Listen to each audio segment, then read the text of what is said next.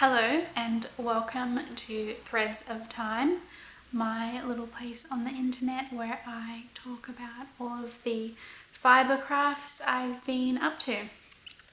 My name is Zephy. I'm currently residing in Australia, the place down under.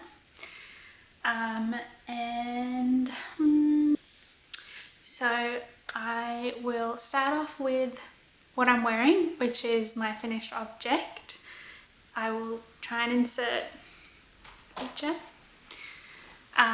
It is the 1930s dress I've been knitting up for I guess 6 to 7 months now. And yeah, it's completed. I omitted some of the details, so in the pattern it calls for a crochet edge, which I tried to do but I couldn't get to sit flat and I didn't like the look of it, so I've just left it to roll like stockinette normally does. And I did also sew more of the shoulder up, so I think in the pattern it only has you sew about 2 inches, which would only be like here. I decided to sew up a bit more, and I might actually do the whole sleeve and then just leave the ties as a keyhole. So the yarn I used is this darker colour, which you probably can't really see. This one is Fibre Spats. I can't remember the colourway. And then the next darkest one, hang on, I'll stand up. The next darkest one, which is this one, is Quince & Co. Turn, I believe it is. I can't remember the colourway, but I can put it all in the description down below. And then this light coloured one is Knit Picks. They're silk and gloss fingering, I think it is. So yeah, the colours,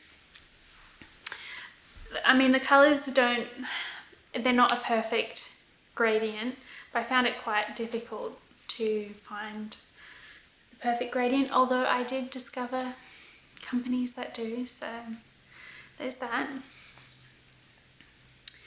And part of the reason why I picked these yarns is because I was looking for a yarn that would have a very dry feeling, which silk in yarn can sometimes give.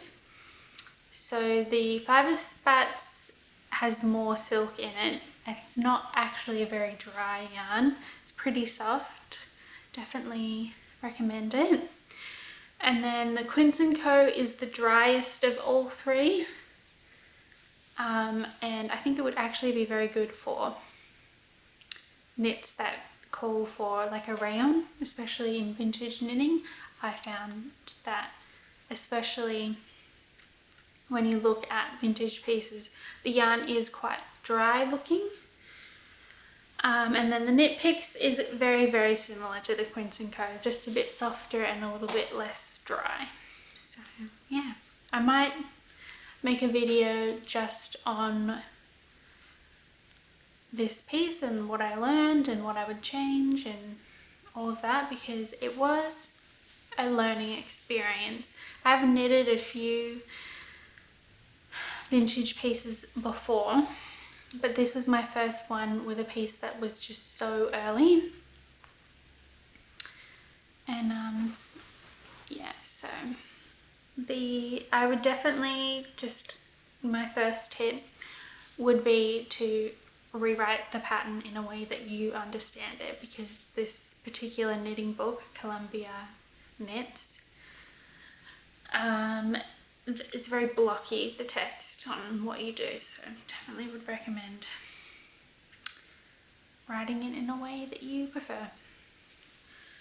I did crochet a belt as per the instructions, and I did it calls for the darker yarn to be the one crocheted, but I don't like this colour next to the lightest colour, so I've decided to start crocheting another belt in the light colour. And yeah, I'm waiting on a belt buckle, so I have plenty of time to do that. And yeah, I'm happy it's finished. I can wear it and it's nice and warm, which is what I wanted. I wanted something I felt comfortable in at home. So I believe this is a successful knit. Am I perfectly happy with it? I think like most makers, I'm not perfectly happy, but you just learn to be okay with the mistakes you make, because if anything, I did learn a lot. I mean, it is just plain stockinette, but it was my first intarsia piece, so I learned how to do that. And yeah, it was good.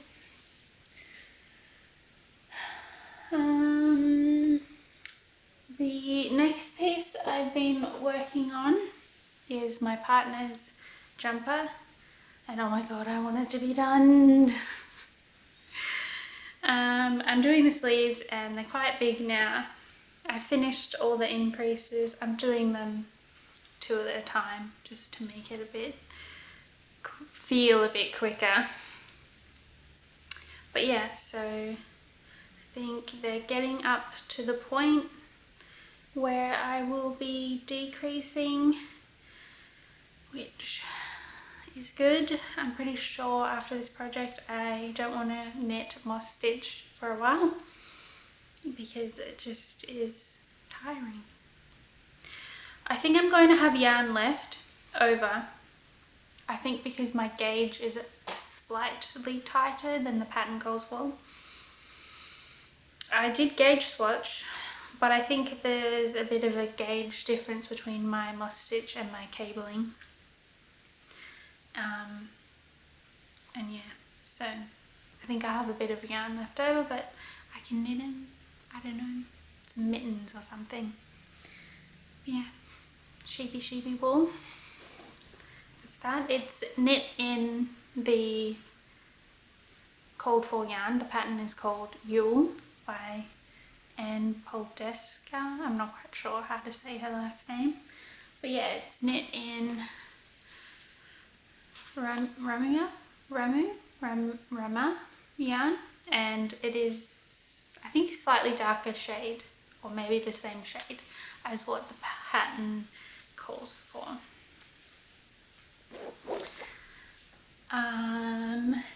I guess we'll do something for me. So once I cast off this dress, I cast on something else for myself, which I showed the little yarn swatch in the last episode. So it's the number 7 sweater by My Favourite Things. And yeah, you can't see anything because it's black, so that's great. So yeah, it's really nice. I love how soft it is. I'm using the Cold Fall yarn, but in obviously not the colourway that they use in the pattern. I'll put a picture so you can see what it looks like. So the silk mohair is Isega, and then I'm using the alpaca one, and they're both in the black colourway. Let's see. This is colour 30, and this is also colour 30, so nice and simple.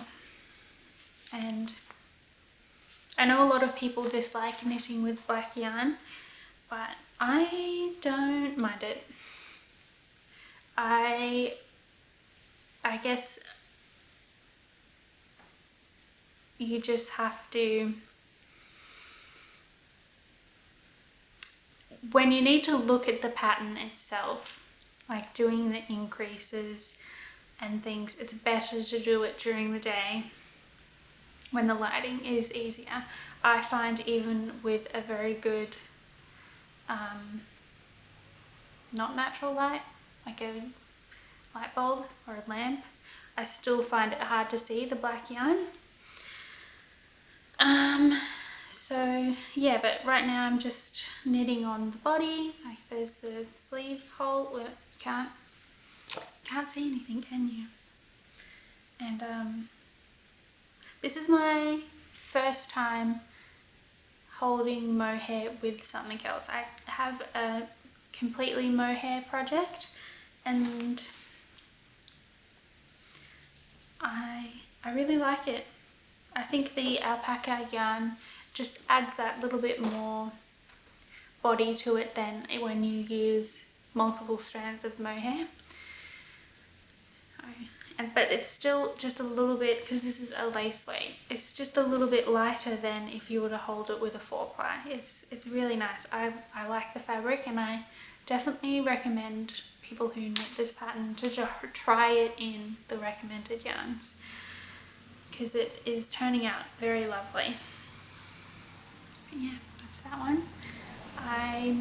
I've done quite a bit, so it is a very mindless knit. It's only 2x2, so yeah, I'm having a lot of fun with that.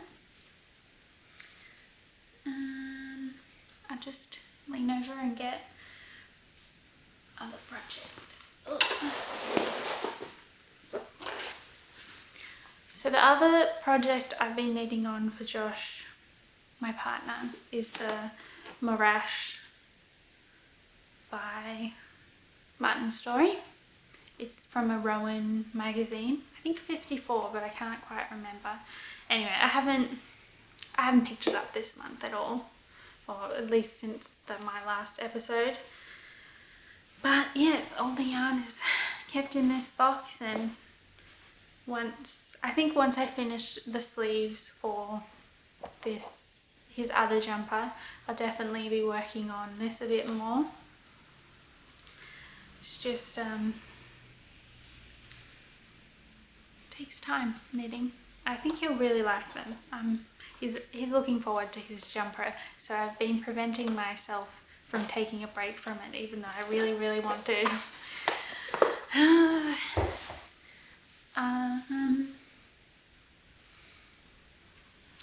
I also was looking at some 1940s skirt patterns that are knit. I really like knit sets, so I decided to test out Bendigo Woolen Mills 3-ply, which you get on a cone, and this just came. It was on back order for quite a while, but it finally got here, and I did a little swatch. It's a little tiny swatch. I started it off flat and knit for about an inch, and then I joined in the round because the skirt is actually knit in the round, and I got tension, so it's fine. But I did learn, because I used the same needle throughout this whole tiny swatch. I'm slightly tighter in the round than I am when I knit flat, which probably suggests that my pearls are looser than my knits, but just marginally, like half a stitch, really, not significantly different. But yeah, I really like the fabric I'm getting, and yeah, I'm happy as can be.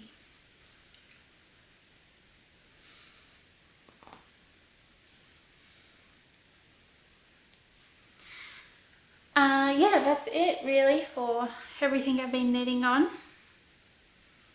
I've been trying to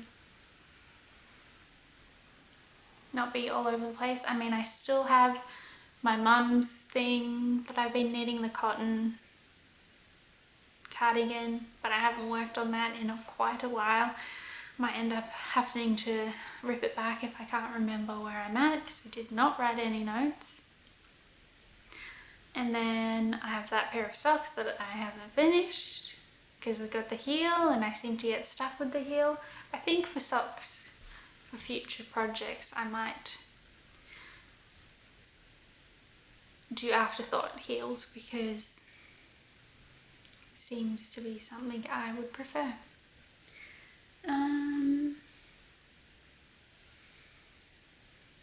Yeah, so I think that's all the projects I have to talk about. I'm going to talk about some acquisitions I've had since the last podcast. So if you don't like that, you may leave now and I'll see you next time. But if you do like talking about yarn and bits and bobs and that you've bought, then please continue. So the first is the,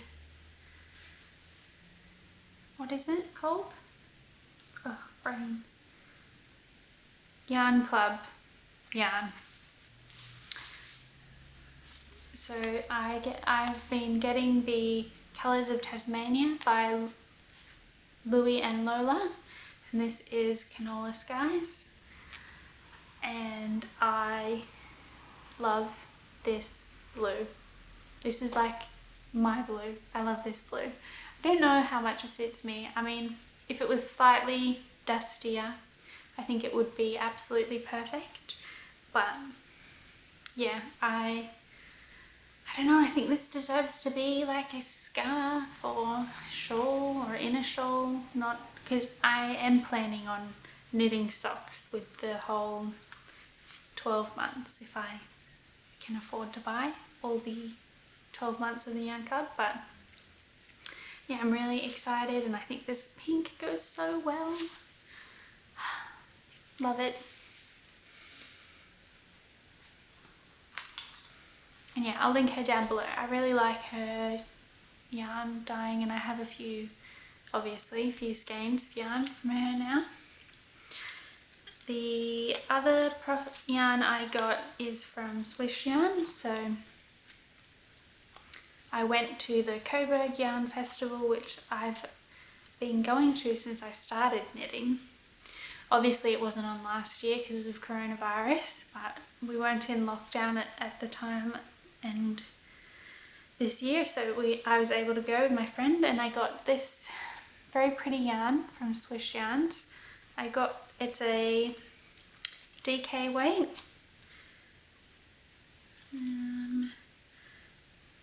Yeah, DK weight. The yarn doesn't have it's 100% merino, and it just says the colorway is CL160.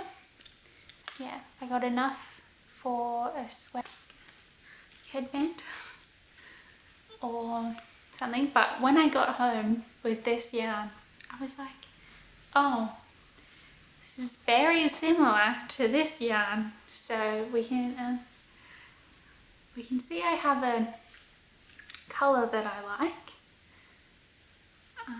Yeah, so I think this one is a bit more corally and brighter, and this one's a little bit more muted and blue toned. So yeah, this is also a 5 ply. This is a DK weight.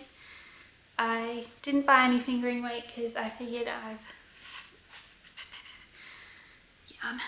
I have a lot of fingering weight in my stash, and having something a bit heavier for a modern design, I'm thinking the Fine Line sweater, I believe it's called. I'll pop a picture here and who it's by. But yeah, I think that would be really nice. But future, it's not on my Make 9, but I might cast it on this year anyway. What else? There's a little, I guess, antique warehouse not too far from my house. I go past it for work, and I looked at all their little notions and things, and I got these absolutely beautiful, they're like a bluey green pearl shell button. They're quite heavy, so I got these, and I think I'm gonna have to make a beautiful cardigan with these buttons at some point. But yeah, that's that.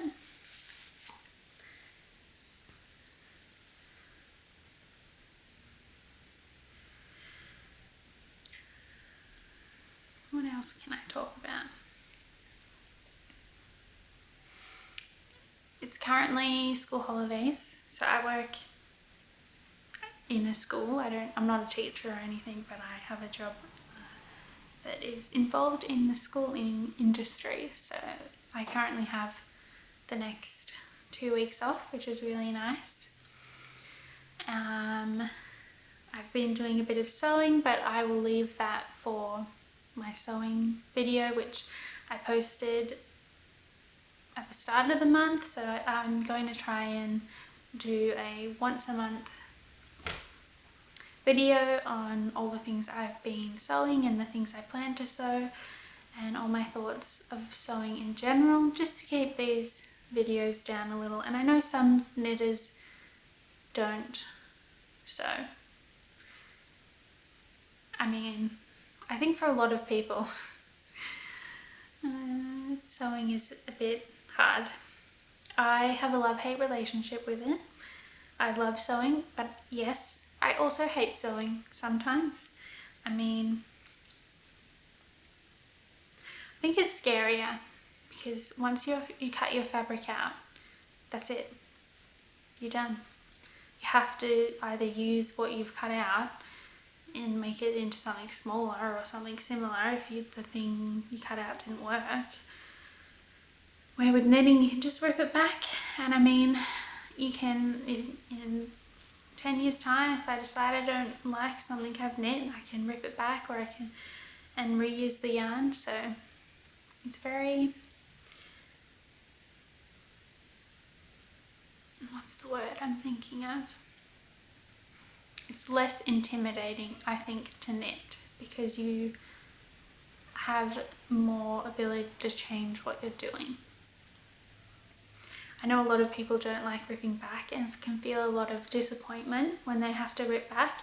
I had to rip this back, the top parts, because the sleeves were too long, and yeah, it was sad. It did upset me, but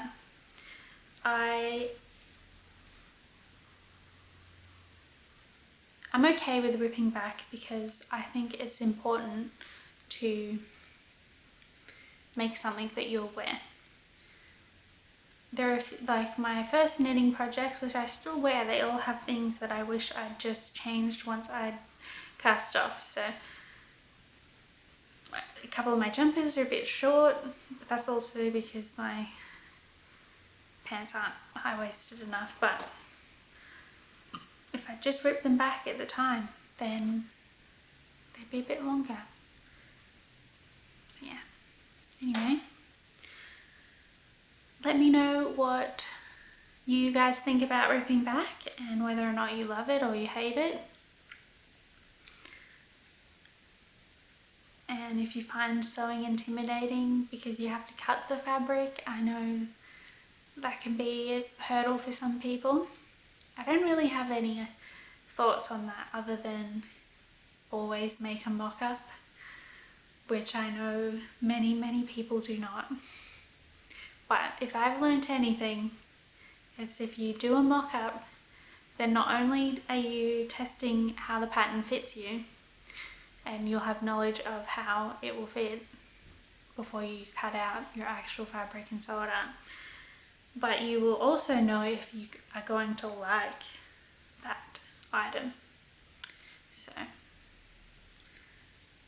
yeah, it's tedious, but mocking up is great. Same goes with knitting. Doing a test swatch, very important. Anyway, I think that's it for today. Please leave a comment and subscribe and thumbs up if you liked the video. I mean, if you dislike the video, give it a thumbs down and tell me why. What did I do wrong? And yeah, I'll talk to you guys in my next video. Bye.